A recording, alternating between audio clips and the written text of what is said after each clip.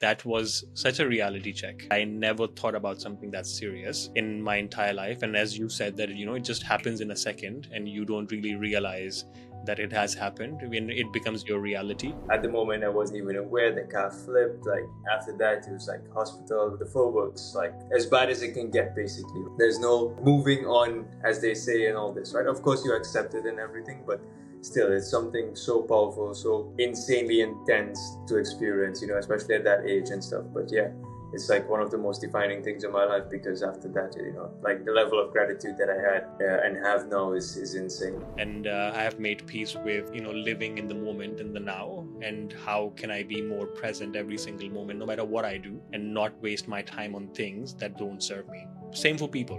Whatever happens in my life, I don't want to experience that again. No one in my life is ever to tell me that I am not good enough for this. When Neil first told me that he's younger than all of us, I couldn't believe. He was like, okay, man, I'm going to leave Malaysia, and I'm going to, do whatever I would want to. And he did it. And really puts us into something that has been very new to us. And I was like, okay, that really shaped him for the rest of his life, because for us, Neil is the health freak in our space, or at least our group. I think that one was actually a very interesting story. That, again, it has been shaping me by your story and how it shaped you. Okay, so now we will take over Ali. Come on, share some experiences, Lucy. Nothing? Meow, meow.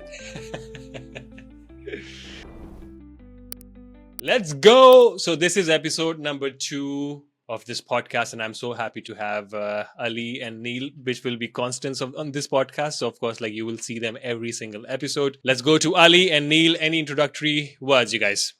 How are you feeling? Excellent. It has been a good weekend. You feel charged. Life is good.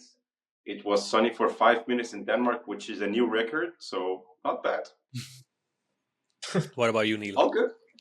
Yeah, I have to agree. Like right now it's autumn in Argentina, so it's a bit cold. But yesterday, which was Saturday, was a bit warm, and I came out with shorts, which was really good. Get some nature. Went to the park, so pretty good weekend. Yeah. Amazing. You guys, I don't know if you guys understand that I'm sitting in Malaysia, Ali is in Denmark, Neil is in Argentina, and it's not easy for us to come together and do this podcast. Like, I think for Neil, it's early morning. For me, it's literally almost in 8 p.m. And for Ali, it's in the middle of the day. Midday. So I'm killing the first and the second. I'm doing it for this one, boys. Let's go. And today's topic, I think it's one of the most important topics, because in the last podcast, we were talking about vulnerability and how men don't share about their feelings. And that's why in this episode, we do want to talk about what are the past experiences that we have had that has shaped the way we look at life, that has shaped our relationships as well. And of course, like, I would invite Neil first to share what has been the most impactful experience or a situation that he has gone through that has shaped the way he looks at relationship and also his life. So some learnings from Neil. Yeah. So I mean, it's hard to say one thing only, right? Because there's so many things, but definitely it's one of the main drivers in life that gets you to change, right? It's your past experiences. Hopefully, like if you're someone who's growing and into bettering themselves, right? Unless the alternative is to be stuck and play victim or something, depending on the circumstance. But for me, I probably won't go into something specific, but I can say that it's a type of events that has happened in my life that has shaped me the most, and which is what we would class as like negative events, right? Like things that are undesirable, or the bad events in life. And to me, it's like these are the things that are most impactful, the ones that we avoid, that we don't want, of course, but it helps us grow, it helps us get stronger and everything, right? So for example, near-death experience, like for me, that has been one of the most powerful thing. Maybe that's almost 9-10 years ago, but after that, I made like this pact with God. I said, God, if I ever complain again, I don't need to exist. Take me, like, because I have no reason to. And that for me has been one of the most powerful things in life. That near death experience, because every day after that, I get to wake up and see like, wow, I get to live. Like, it's crazy. The stats, if you look into it, is like 150,000 people die every day. around the world, like literally. And it may be hard to picture that, you say it's just a number, but it's like stadium full of people, 2 stadium, 3 stadium, whatever, full of people. Like, can you imagine all these people just dying every day? And here I am just getting to stand and wake up and, see the sun for another day. So to me, it's like, the negative ones, put that perspective into me. Or else I probably would not have had this, I would just probably just wake up and be like, yeah, it's just another day, Yeah. but What was after that that, experience, Neil? so it was a car accident. I was in a car accident, and then I was 21 at the time. Never drink or anything until later after that. I actually started drinking and stuff for the first time. So throughout my teens and stuff, early 20s, I never really did. Now I don't really anymore. Anyway, it was just like a phase, of course. But at that time, I went out with my cousin, who was like a brother to me, and got into an accident. This is like early morning, and the most unexpected thing, right? Like you never go out and say something is going to happen, and it came out with the worst ending possible. Like at the moment, I wasn't even aware the car flipped. Like, it was really, really bad. And then after that, it was like hospital, the full works, like as bad as it can get, basically, right? The car was gone completely, and then like seeing my cousin, who I grew up with, who was like a brother to me, like just not walking out of there was insane. Like even just thinking about it now, it's always there in the back of my mind. After that, you experience something like that, there's no moving on, as they say, and all this, right? Of course, you accept it and everything, but still, it's something so powerful, so insanely intense to experience, especially at that age and stuff. But it's like one of the most defining things in my life, because after that, like the level of gratitude that I had and have now is insane. So for me, it's like the negative ones, and then that is just one instance, like there's so many other things that we would class as negative, but it does build you, it builds your character, right? Like, or else where's it gonna come from if everything is smooth sailing? Yeah, and life is crazy, right? Like we think about life and take it for granted. Like we live in this routine, but at times we really don't know what the next second will bring to you. And that has probably happened to all of us in one way or a form. And for you at that age, when you were already hustling, when you were, you have seen days where you have picked garbage to make living and done so much in your life. And at that time, as far as I remember, you were doing healthily on your finances and you had a good job. And then this kind of experience happened, and it must have changed the way you look at life completely. Like, you probably now think about how to be present all the time just because of that experience.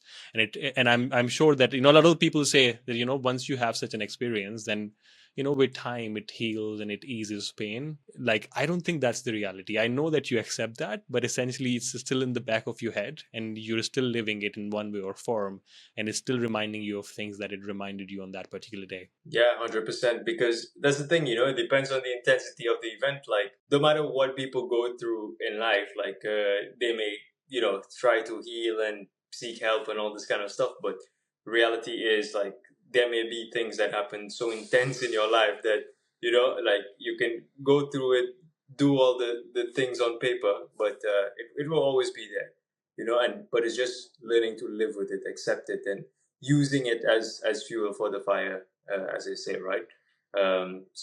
It comes down to perspective and how you work with it. Absolutely. Wow. Okay, let's move on to Ali. It's so interesting. Before we jump over to me, it's Yes. Neil. I think he's a very interesting person. That's number one. But how he has been inspiring a lot of us with his health. And I remember when I was asking him where all of that started from.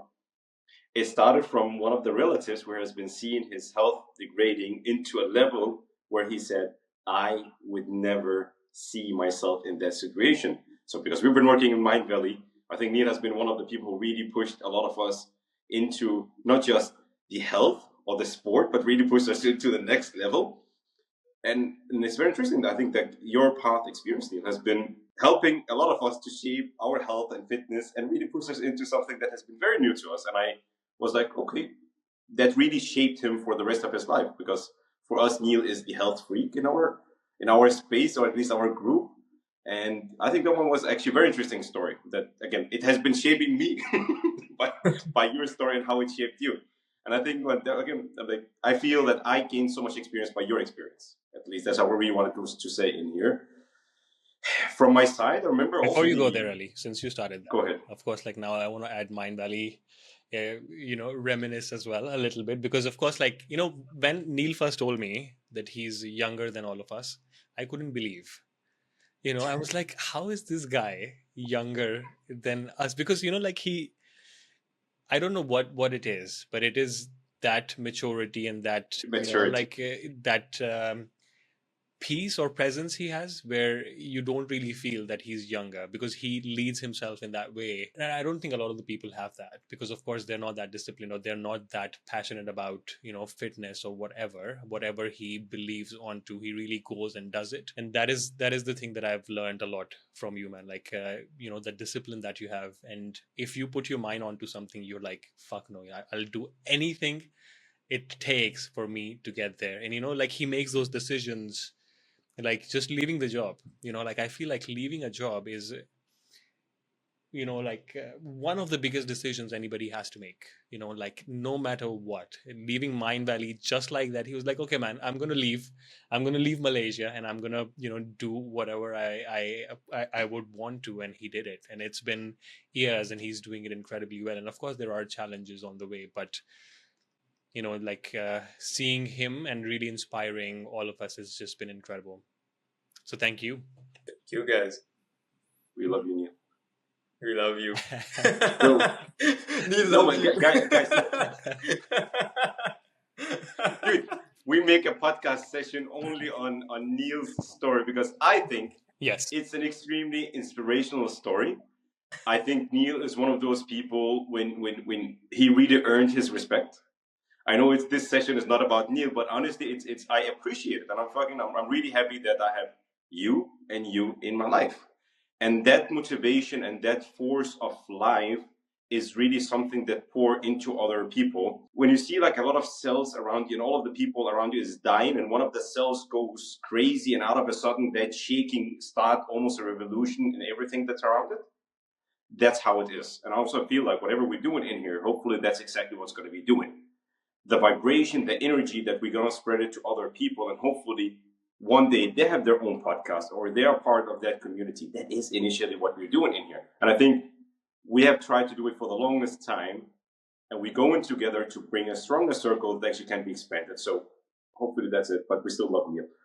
Amen to that. Other than that, going back to the topic, you guys always remember, because I think also for anyone viewing this one, what are one of the good exercises? Because we did it for one of the Mindvalley retreats. You remember what is shaping you are the peaks of your experiences and the lows. And I think the exercise was very simple. You throw a timeline in the middle. What is the peak of my life? What is the bottom of my life? And out of a sudden, do I see a certain pattern? Because most likely that pattern is really communicating something. This is your experience in life. This is your challenge in life. This is the direction you are moving towards. This is your strength. This is your weakness. Because most of the time, as Neil said, it's not our peak that is defining us, but actually our bottom. And speaking of our bottom, is actually because I was really reflecting on some of the ideas or some of the incidents I've been coming across. One has been stuck for me for so damn long time of all of the incidents. I remember when I came to Malaysia, after 5 months of working in the first company, this is how I learned the hard truth of startups. They run from funding to funding. And they were like expected to have, I remember the number, 7.5 million from a Hong Kong investor. And out of a sudden, the day before, the investor decided not to invest in that company. I was the first one to come in. And I was also the first one to get the beautiful message about, guys, all of 90% or 80% of the workforce would let go. And I was the first one to get the message, and I was coming out smiling. So people thought I was getting a raise. I'm like, guys, we're getting fucked. And that's how it started. The interesting part, because we had a couple of interviews in Malaysia. And for you guys know, in Malaysia is totally different standards. Workforce is extremely cheap. They would go for quantity and not quality. And I remember I was sitting on with one of the guys I was like having an interview with, and I told him, guys, dude, this is my salary, which is actually very, very standard salary for someone coming from overseas, not even anything that's extremely high. To be very specific, it was 10K. And then you know the context. It's not because you're bargaining for something extremely. And I remember this guy told me, Ali, for that salary, I can hire 4 people from my local country. I remember I told him, listen, you can have a Ferrari or you can have 4 Fiats. The 4 Fiats would never equal a Ferrari.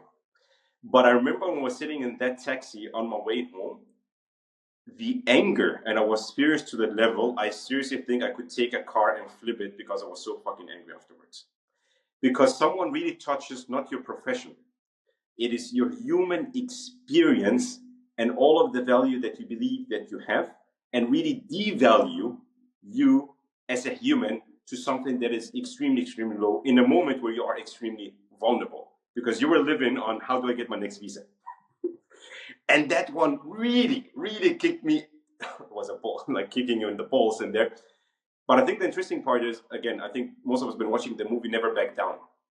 This was a moment where you say, I'm fucking, whatever happens in my life, I don't want to experience that again. No one in my life is ever to tell me that I am not good enough for this. And again, that has been a big motivator for me. If you tell me I'm not good enough, okay, either I don't want to have this job, most likely it's not that one, it's not the right circumstance for me. Goodbye. I know, and I started to be way more confident in myself. So external validation were not the only thing that is actually good enough for me. I'm like, no, I know who I am. I know what I'm standing for. I know also what I can offer. And that has been shaping me since that time, and all of the experience afterwards with work. I'm like, this is what I'm standing for. This is what I deliver. That's it. So I think that has been one of the experiences that really shaped me. And like, I don't know, this one keeps getting back to me every single time, even though I've had things that were a bit more tough in my life. But this one really shaped me because it hits me hard. Of course. Like, I mean, losing a job and, like really valuing yourself on the basis of what salary you should be getting versus, what salary they could pay for a job. It's always, like it puts a measure in your head. Like, is this my worth?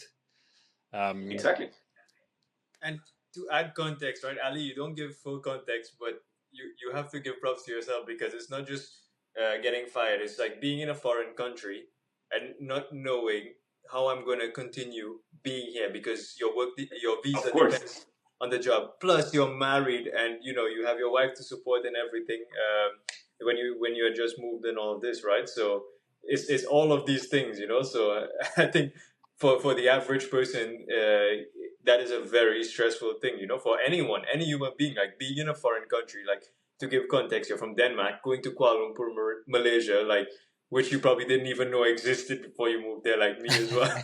But, yeah. And what is this? Then, yeah. And then being there and this happening, like, that's immense pressure, right? Like, it's crazy. But the good thing, Neil, speaking about what shaped us, because on the other side, when you have been through these experiences, when you get to normal life, I'm like, is that it? Life becomes easier after you have had a hard time. 100%. Because I'm always saying, again, I'm coming from Denmark, and I'm always saying, guys, we are brought to be very nice house cats. I'm like, someone like Rafa will know. Look at his luxury cats, man. He treats them better than kings and queens. But listen, guys, you are supported by a welfare system in here. Over there, you literally entered into the game of a jungle. And you really had to fight. And you really had to figure out, how do I survive externally? I think of course, was it a hard experience? Yes. Was it an extremely valuable experience for the rest of my life? Yes. Because I've been there, done that. Exactly when you want to jump first time from the 5 meters, it is extremely scary. But once you have done it, trust me, life becomes way easier afterwards. And I think we went through that experience, and it just makes you tough or tougher to go through life. Yeah. And that's my 2 cents for now. Thank you, guys. And of course, that experience also brought you to Mindvalley, and we got to spend some incredible time together and dance on Tunak Tunak at like 9 p.m. at night when we were launching. What a time, honestly! It was incredible. Man, Like, and good and time. one thing about Ali, like like when I first met him, I was like, why does he have so much energy all the time? Like, he would always be smiling and passing comments on every single person. And I was like, man, I won't get along with this guy. Honestly, it was so hard in the beginning. And then I started realizing that everybody loved Ali. Literally every single person in the company just loved Ali. And he has that kind of energy, where he eases you in. Everybody shares their pressing issues with him, take him out for a walk and talk to him. And I don't know how he did that, but he would always have that smile on his face and always make you feel at ease. And you do that incredibly well, Ali. And I think this is how you take life as well. Like, going through that tough time, you still probably had a smile on your face, and you went on. And you and I was recording a video today about this, actually, like how you look at life. Essentially, like, if you're in a problem, and if you keep thinking about that problem and having the worst outcome, you will probably get to the worst outcome. But I if you agree.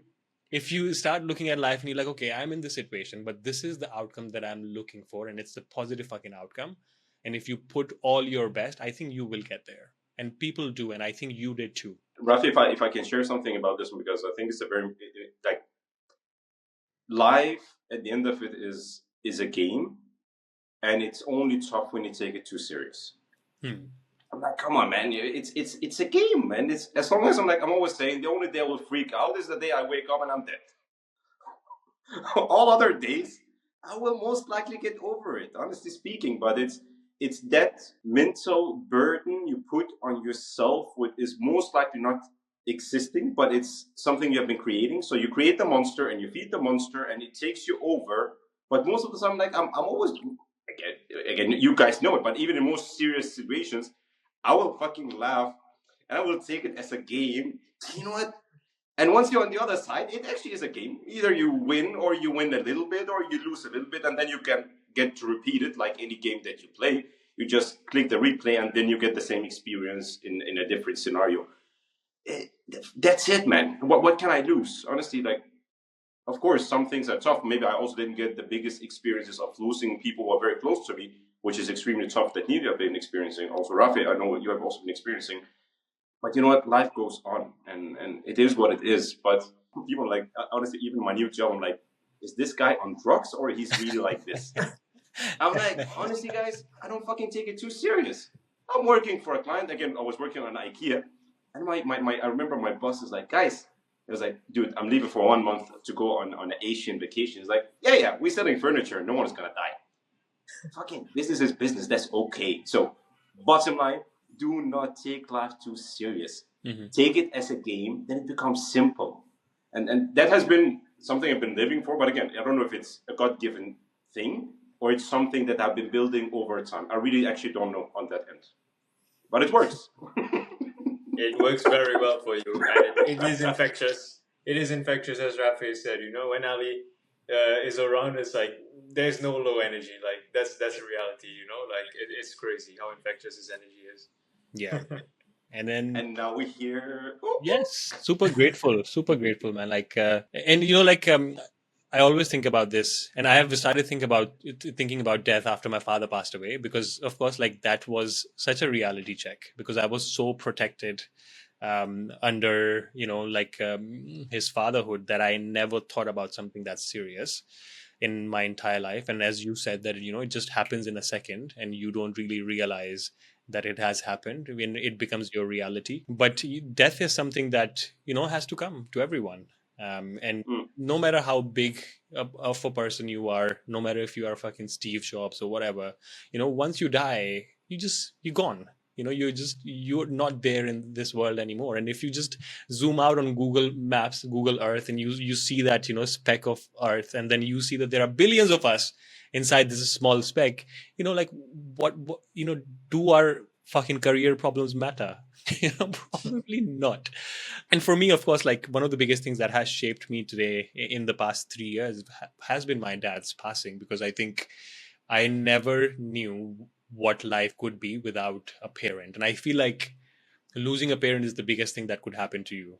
Like, it's you feel so protected, especially how my father was to me. He was extremely he was that masculine energy in the house who would be like, I take care of everything. You guys just live your life how you want to. If you want this, I'll make sure that you get that. And he had always treated me like that. And for me to lose him and go through that entire experience was just, mind blowing for me, honestly, because I felt like it's not reality. A lot of the times I pinched myself just trying to understand if it is actually happening. And not just that, like, people think that, okay, one person passes away, you still have your mother, you still have your sisters, but everybody's living with that pain. Like, my dad's passing was one of the biggest things, one of the biggest painful experiences that I've had. But seeing my mom after that has been too painful, and that's like a living truth to his passing. And that is so painful for me every single time I get reminded of that. It just brings back all of those memories where I lost him. But not going there and talking about how it has shaped me, especially because I feel like, when your father is there, you do take things for granted because you're like, okay, he's there. Like, he will tell me to correct myself, or he will tell me not to do this, not to do that. But when he passed away, now that's not there. There's nobody to tell me, oh, you can't do this. Like, stop doing this, come back home. Like, all of these things don't really happen, and you feel the responsibility of just being that person that your dad expected you to be all the time, because he set such a great example for me, especially on how he treated my mom, how he treated my sisters. And like, I have been blessed to have experienced that, because a lot of the people don't have those parents where they have that loving experience, and you can set that as an example. And for me, he has been one, and he had been one, and he really showed me how to truly love your woman and your children and your family, and really nurture them. And I feel like, no matter what I am today is because of him. The way I show up in a relationship, the way I show up in my career, the way I look at my finances, each and everything. I always think about what he has taught me, and that will always be there for me. And I think that experience really punched me in the gut to really take life seriously, and like, be in the moment and be present. Don't waste time. Like, I was wasting time a lot before he passed away. Like, I would do a lot of junk. And after he passed away, I got very serious. Like, I started taking my relationship seriously, and just started thinking about my career seriously, because of course I had to then support my family. But I think everything happens for a reason, and I have made peace with, death has to come to everyone. And I have made peace with, living in the moment, in the now, and how can I be more present every single moment, no matter what I do, and not waste my time on things that don't serve me. Same for people. And that is one of the biggest reasons why I wanted to bring this podcast back, is not only because I want to share these things, and I want you guys to share these things, but also connect with you all, with you both especially, because I haven't found this kind of connection in 32 years of my life that I have spent on this earth. And I want to make sure that I spend this time with you and, like, cherish these moments, because we talked about building something like this before. And I'm so happy that we are doing it now, making it a reality. And I can't wait to make it bigger and be able to spend more time with you both. And, also our families. So, we have that dream, and I want to make sure that we fulfill that dream. Raf, do you want to share? Should we just quickly share how this somehow started in a couple of minutes? Because, okay, Neil, how did Success Avenue and the whole idea of building something and a community start? Because again, we were sitting together, and it has been like going. Just go ahead. So there's multiple instances, right? We've been discussing this thing for years, since we worked together years ago. But one evening we went, and me and Ali, we were going to one of the events, and we were having Thai food, I believe. We were at this Thai restaurant downstairs from the event space. Remember this? Dude, that was one day before I left, or 2 days. Yeah. I think 2 days before you left, because right then and there is when we went to downtown KL, and we had the scooters in the night. Crazy night as well, super fun. But we were discussing, like, okay, where we're going to be, because I remember Ali looked at me. This is after he resigned, and he was like, Neil, when is your turn? And I was like, it's coming. And it was only a few months. it was only a few months till my turn came, right? Which is a natural progress.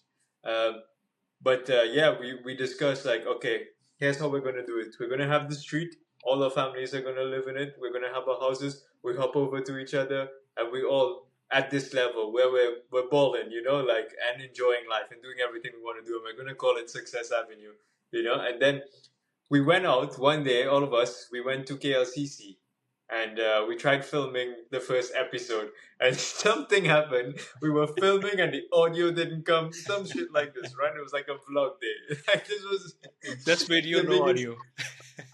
bro. This was like the biggest blip ever, But when things need to happen, But dude, it happens when it needs to happen, let's go on, because we were actually still exactly the same people we have just developed from the last time. Because we were also sitting in Bangsa, where we're sitting in one of the cafes, and we're actually planning how we're going to be doing this one, where we said the ideal goal for us is how do we transform men in a community setting. If it's retreat, if it's men's circle, and so on. We had that one, by the way, that's almost 5-6 years ago. Because Neil has always been into fitness and the fitness freak. Rafe has been always into the discipline and the business building. I've always been into the aesthetic, the visual, the grooming, the look, the confidence, the feeling, and all of the other things that's in with it. And we said, like, that's the perfect couple.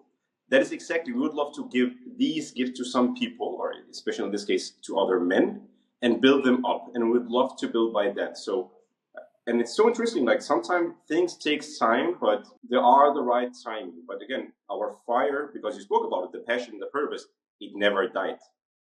It has been there, and maybe we set the intention, but we had to take a very big detour, and maybe we needed some other experiences in our life before we were actually ready to that one.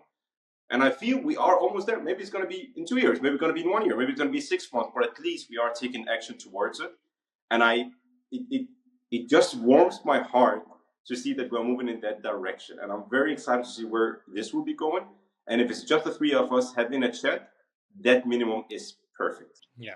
And it's all about the intention, right? Like essentially we just want to give back from what we have learned. And I think some things which were holding us back was like, oh, will what we share be good enough? Or, will what I share be good enough? Or will people get value out of it? But the truth of the matter is, a lot of the people are struggling. Some people are struggling with their health. Some people don't know how to style themselves. Some people don't have the discipline to do what they want to do or achieve what they want to achieve, or they don't have the guidance. And for us, our intention is just to give, and give with all our heart and clarity and all our vulnerability, and be as frank and as positive as possible.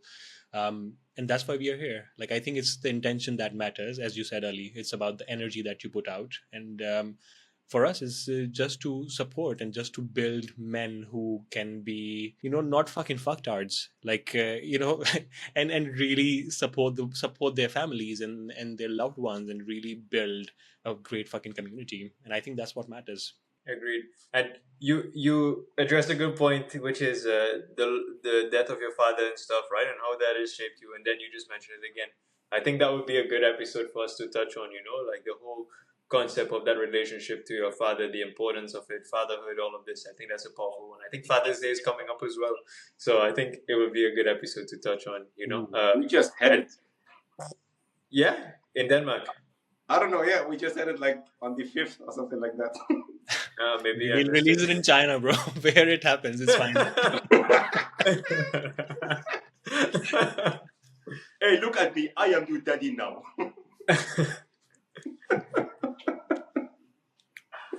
Yeah, but we should definitely do it. I agree. That's a good topic. I think and people don't know how to deal with it, especially after your father passes away. I think it's a very big transition in life which people don't talk about. There's this interesting quote. I can't remember who said it, but it's like it says, "You don't become a man until your father dies." It's a really powerful quote. You said I don't agree with it 100%. No. I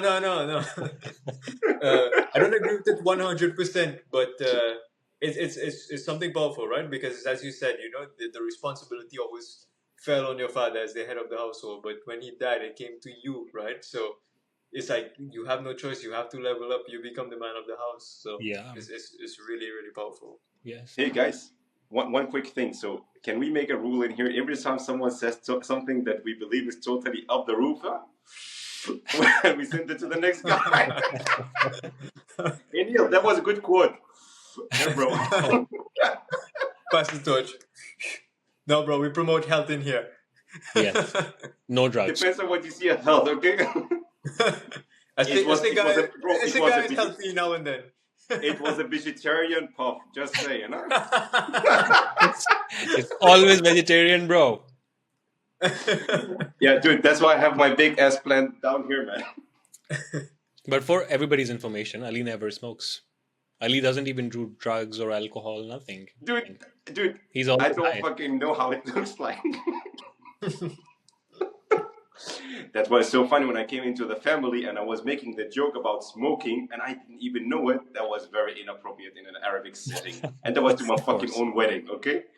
So, guys, do not Oh do my drugs, jokes if you don't know what it is or the context of it. I just thought it was very funny, but hey, I'm married and I'm still married after 10 years, so that's something. I have no idea. I haven't touched that stuff in so long. I probably had a few glasses of wine since I've been here, but I had the wine and then I realized I don't sleep well at night. Now I'm thinking like I don't need this stuff, especially now I'm a dad. I go to bed early, like I wake up early, I'm just training, working, and honestly I'm enjoying that. Like it's so unnecessary for me at this point in my life that I don't even think about these things, Like of course when I was younger I smoked some weed and all this kind of shit. Did drink. I was never really all the time drinking, but for the parties and all this. But now, yeah, it's like no appeal to me, honestly. I like feeling healthy and good and energized, because I need it now more than ever. It's different. Right? Like, I think a lot of the people who are doing it, especially now, even now, they don't understand once they get out of that rhythm for at least 2.5 weeks, and then they realize, shit, man, there is so much mental clarity. It's crazy. I think that topic is pretty cool as well. But I think in the next one, we should talk about health. Like, how do we keep healthy with all of the busy schedules that we have? You guys have kids and working and running your own ventures, and it's still making sure that we stay in peak shape. Yeah, I think that's a good one for sure. Okay, I think it has been an incredible episode by far, but would love to hear from Ali if you want to share something more. So I think it was one of the experiences that I had with my friend's little brother. So he went through some drug issues and so on, and I was pulled into it because he respected me as he respected his own brother, but somehow the relationship allowed me to come in and speak to him. And I'm like, dude, there are this drug-free group, I don't know what you call it, rehabilitation group, whatever you call it. Ali has a pause there. Yeah, we lose Ali. And then I see my laptop moving, and then I found my cat just pulling the wire. What are you doing? Are you messing with Ali?